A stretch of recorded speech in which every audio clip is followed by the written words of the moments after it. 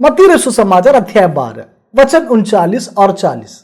यीशु ने कहा, जैसे योना भविष्यवक्ता 3 दिन रात जल जंतु के पेट में रहा, वैसे मनुष्य का पुत्र भी 3 दिन रात पृथ्वी के भीतर रहेगा। लेकिन क्या गुड फ्राइडे शाम और ईस्टर रविवार के सूर्योदय के बीच 3 दिन और 3 रातें हैं? साधारण गणित से समझ में आएगा उस समय अवधि में मात्र 2 रातें और 1 दिन ही है। 3 दिन और 3 रात की बात एक्चुअल स्टोरी में फिट क्यों नहीं हो रहा है? कि यीशु की बात आलंकारिक थी, कथन और कहानी में अंदर क्यों? मेरे साथ जुड़िए, हम मिलकर यीशु के कब्र में बिताए गए मानव इतिहास के सबसे महत्वपूर्ण दिनों के संकीर्ण घटनाक्रमों पर नजर डालते हैं। मैं बिजू सदानंदन आप सभी को मेरा चैनल मसीही वचन में स्वागत करता हूं।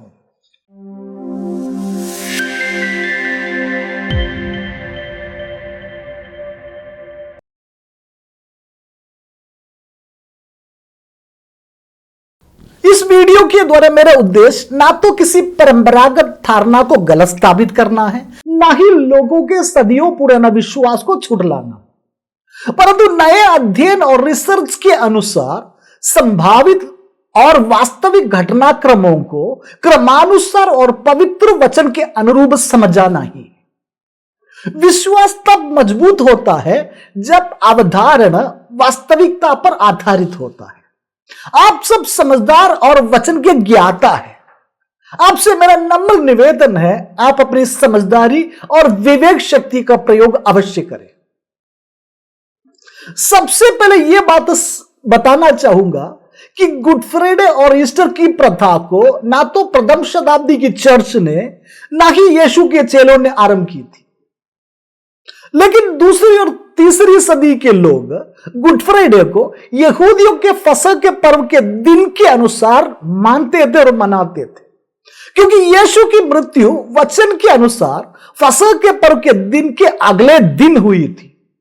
शुरुआती दशा में उन लोग इस दिन को किसी निश्चित फ्राइडे पर नहीं मनाते थे, क्योंकि फसह का पर्व हिब्रू कैलेंडर के अनुसार निसान महीने के 14वें दिन पड़ता था, यानी निसान महीने के 14th डे पर आता था।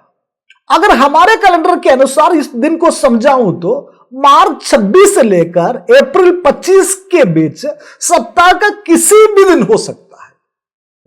इसके बाद एडी 325 में नाइसिया के मसीही धर्म परिषद के द्वारा इस बाबत यह निर्णय लिया गया कि हमें यीशु की मृत्यु के बजाय उनके पुनरुत्थान का जश्न मनाना चाहिए, और मनाने के लिए एक एकीकृत दिन निर्धारित होना भी चाहिए, क्योंकि वहां भिन्न भिन्न प्रांत के लोग अलग अलग दिनों पर ईस्टर को मनाते थे। इसलिए यह तय किया गया कि ईस्टर को यहूदी परंपरागत फसह के पर्व के दिन की गणना के आधार पर नहीं मनाना चाहिए, बल्कि ईस्टर के दिन को निर्धारित करने का कोई और प्रणाली होनी चाहिए। इस नए मेथड के अनुसार ईस्टर को वसंत विषु यानी स्प्रिंग एक्विनॉक्स का दिन मार्च 21 के बाद की पहली पूर्णिमा के बाद पड़ने वाला पहले रविवार को मनाया जाना चाहिए। यह अवधारणा पवित्र शास्त्र में कहीं नहीं पाई जाती, लेकिन यह उस विश्वास के अनुरूप था कि मसीह की मृत्यु एक फ्राइडे पर हुई थी और उसके बाद के रविवार में उनका पुनरुत्थान हुआ था। अब हम मुद्दे पर आते हैं। मत्ती रचित सुसमाचार अध्याय 12 वचन 38 से लेकर 40 तक यहां इस प्रकार लिखा हुआ है।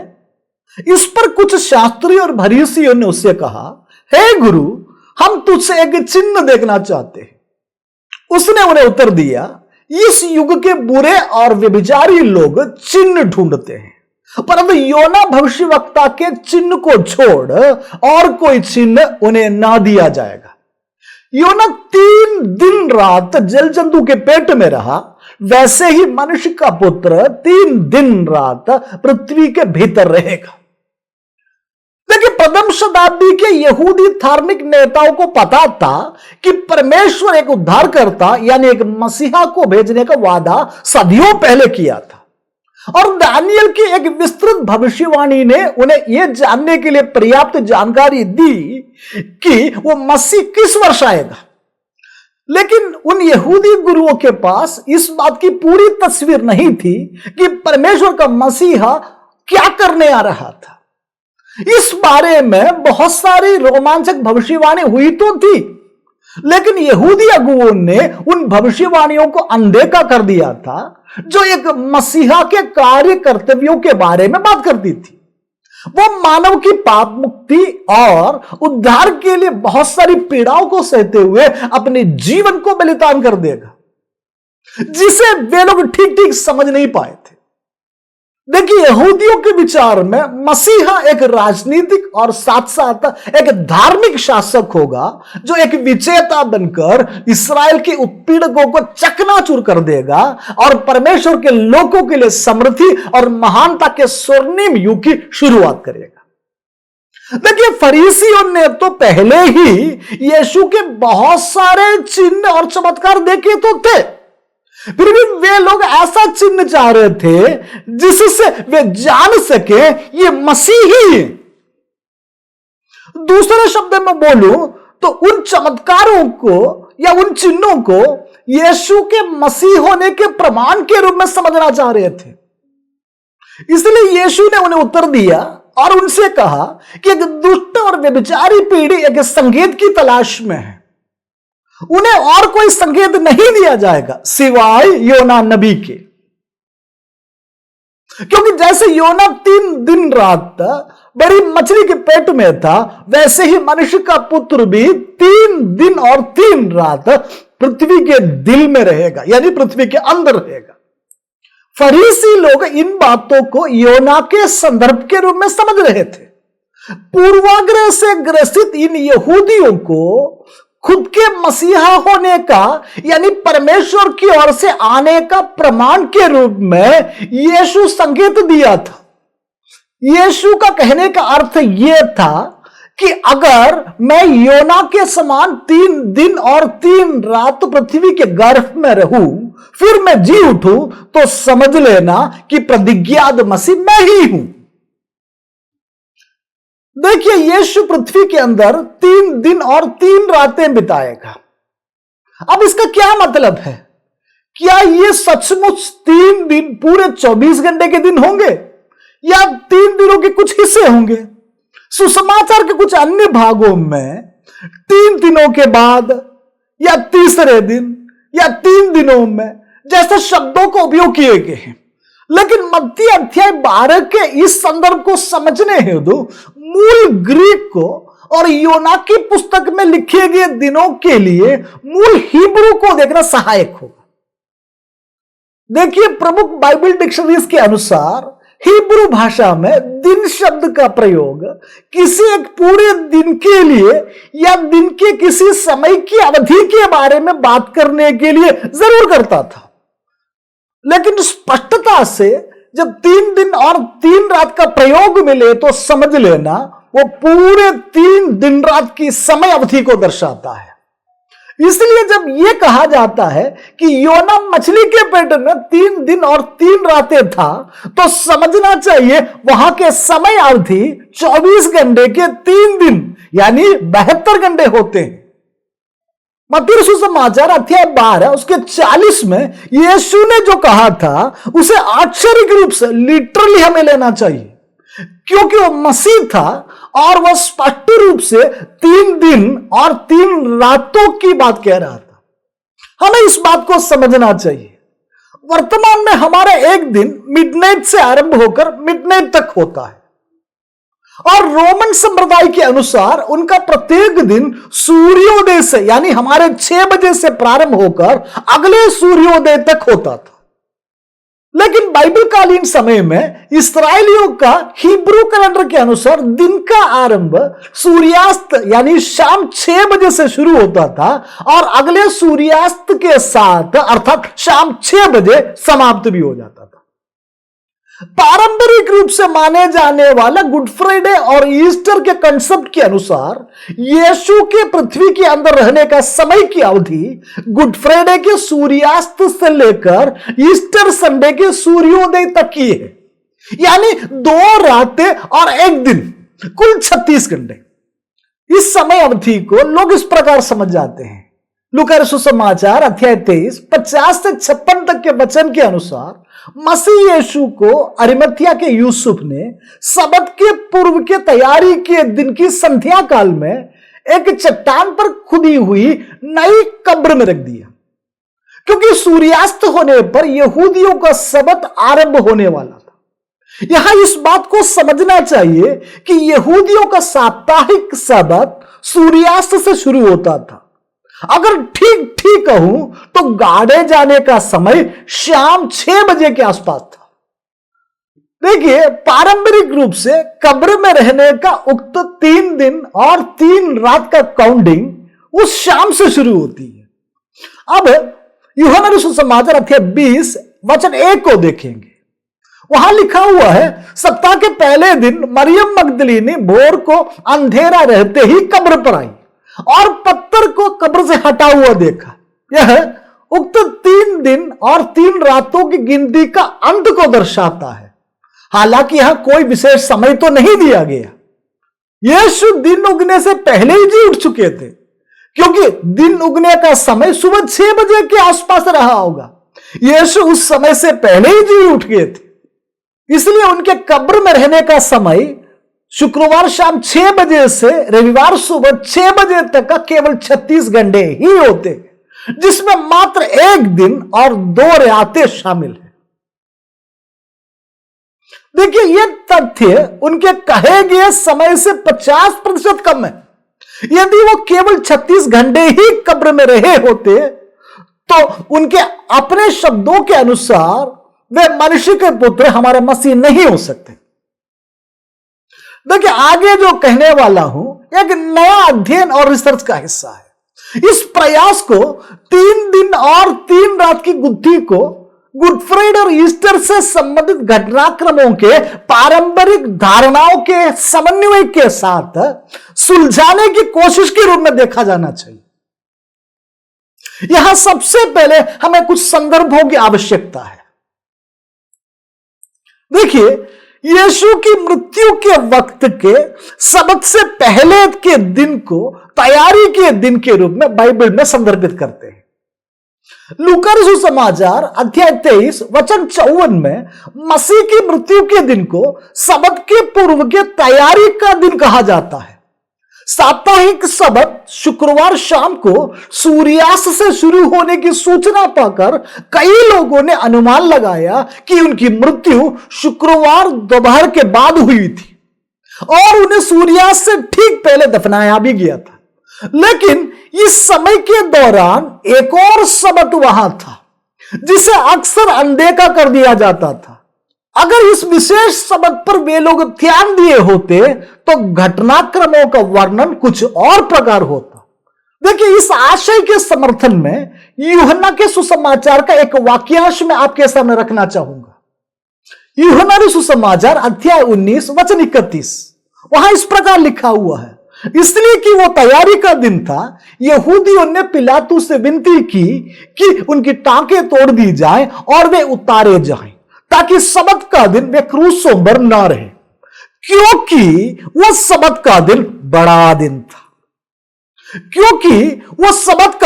बड़ा दिन था। हमारे फोकस इस वाक्यांश पर होना चाहिए, क्योंकि यह सूचना कहानी में एक नई मोड़ लाती है। वह सबत का दिन बड़ा दिन था। बस 1 मिनट रुकिए, इस मसले को अच्छी तरह समझना चाहिए। वो बड़ा दिन क्या है और कौन सा है? अगर इस तथाकथित बड़े दिन को और फसह के पर्व को समझेंगे तो समस्या काफी हद अपने आप सुलझ जाएगी। फसह का पर्व इस्राएली लोगों की गुलामी से स्वतंत्रता को याद दिलाने का एक त्योहार है। इस पर्व के विधि विधान और अनुष्ठानों के बारे में लेवी व्यवस्था अध्याय 23 4 से 8 तक के पदों में जानकारी मिलती है। इस्राएली कैलेंडर के निसान महीने के 14वां दिन गोधूली के समय पर फसह का पर्व मनाया जाता है और इस फसह के बिल्कुल अगले दिन अर्थात द वेरी नेक्स्ट डे यानी निसान महीने के 15वां दिन को एक और पर्व प्रारंभ होता है जिसका नाम है अखमीरी रोटी का पर्व। यह पर्व कुल 7 दिनों तक चलता है और इस अखमीरी रोटी का पहला और अंतिम यानी 7वां दिन पवित्र सभा अर्थात बड़े दिन के रूप में मनाया जाता था। बड़ा दिन इसलिए कहा जाता था क्योंकि यह दिन साल में एक ही बार आता है और इन दोनों दिनों में साप्ताहिक सब्त के समान लोग कोई कामकाज नहीं करते थे और इन दोनों दिनों को परमेश्वर के विश्राम दिनों के रूप में मनाते थे। मेरा कहने का तात्पर्य यह है कि फसह के पर्व का अगला दिन एक बड़ा दिन यानी वार्षिक सब्त हुआ करता था।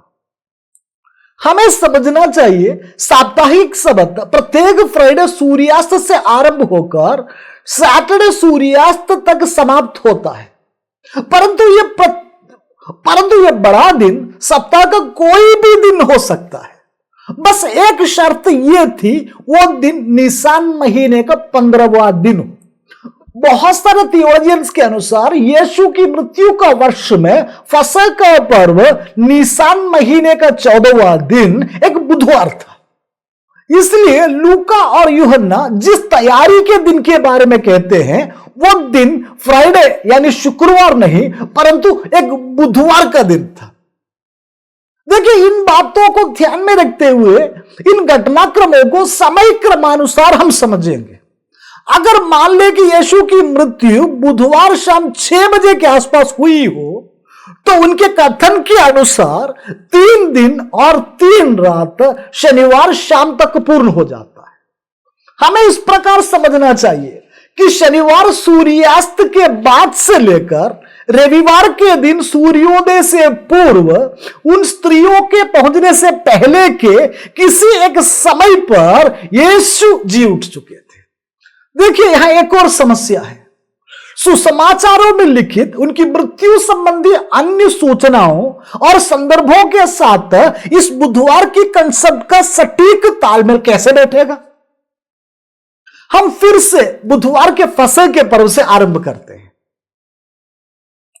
अरिमथिया के यूसुफ यीशु की लाश को एक नई कब्र में फसह के दिन के लास्ट क्षणों में रखते हैं और इसी दिन सूर्यास्त के साथ फसह का दिन समाप्त होता है और बड़ा दिन यानी बड़ा सब्त आरंभ होता है अर्थात अखमीरी रोटी का पर्व का पहला दिन यानी बृहस्पतिवार।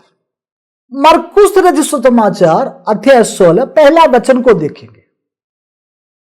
जब सब्त का दिन बीत गया तो मरियम मगदलीनी और याकूब की माता मरियम और सलोमी ने सुगंधित वस्तुएं मोल ली कि आकर उस पर मले। यहां पर जो सब्त मिलता है वो बृहस्पतिवार का बड़ा दिन यानी अखमीरी रोटी का पर्व है। हमें इस तरीके से समझना चाहिए कि इस तथाकथित सब्त के बीतने पर उन स्त्रियों ने सुगंधित वस्तुएं खरीदी। हो सकता है अगले दिन यानी फ्राइडे को इन स्त्रियों ने सुगंधित वस्तुएं खरीदी।